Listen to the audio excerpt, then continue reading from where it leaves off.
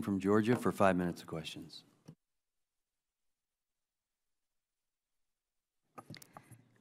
If we're going to look into the origins of COVID and fully understand where this virus came from, this virus that has murdered so many people all over the world, I think the most important thing we can do today is look at the timeline.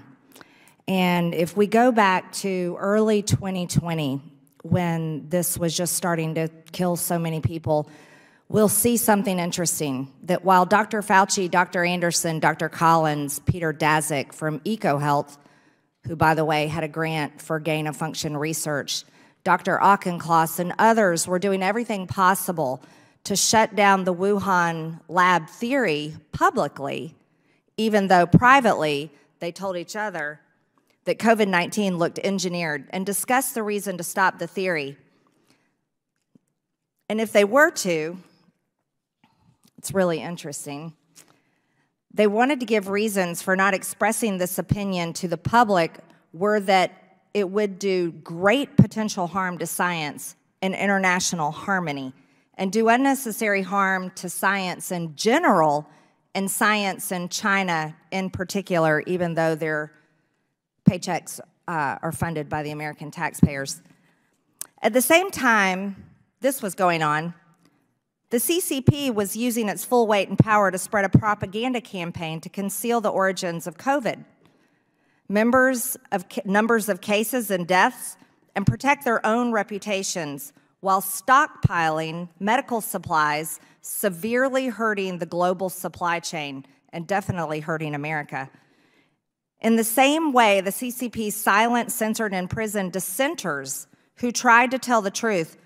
Dr. Fauci and his cohorts seemingly were running their own misinformation and ultimately censorship campaign to, in quotes from Dr. Collins to Dr. Fauci, put down this very destructive conspiracy about the lab leak theory. But it's really interesting. I think we should revisit January 27th, 2020. Dr. Anthony Fauci, the director of the National Institute of Allergy and Infectious Diseases, finds out that they have a financial relationship with the Wuhan Institute of Virology through EcoHealth Alliance, and that they've been working with novel coronaviruses. January 31st, 2020, Dr. Fauci is warned by Dr. Christian Anderson that some of COVID-19's features potentially look engineered, and the genome is inconsistent with expectations from evolutionary theory. Dr. Redfield, did you agree, in your opinion, with Dr. Anderson's assessment at the time that this virus did look engineered? I was concerned because of the presence of the furin cleavage site that we've talked about. And I think it's important to understand what that cleavage site does. That cleavage site totally changes the orientation of the binding domain of COVID. So it now, which could not see the ACE2 receptor, which is the human receptor, it totally changes the orientation now, so it has high affinity for a human receptor. So that furin cleavage site bothered me. It didn't seem that it belonged there. And then when you look at the sequences that it used, and it's beyond the committee, but I know many of you have looked into it, the sequences that they used in those 12 nucleotides for arginine were the arginine sequences, nucleotide triplet, that coded for the human arginine. So why did this virus have the arginine sequences for human there, not bat? It was very disconcerting to me. It looked like this virus was engineered. Was this, what you're observing and speaking of, is this something that would be in line with gain-of-function research and the capabilities it would provide to the virus? Yeah, I mean, basically this lab published in 2014 that they accomplished in this, allowing the coronaviruses that they were working with in the lab to bind to the ACE2 receptor in humanized mice. And the only way they did that was by reorienting the binding domain.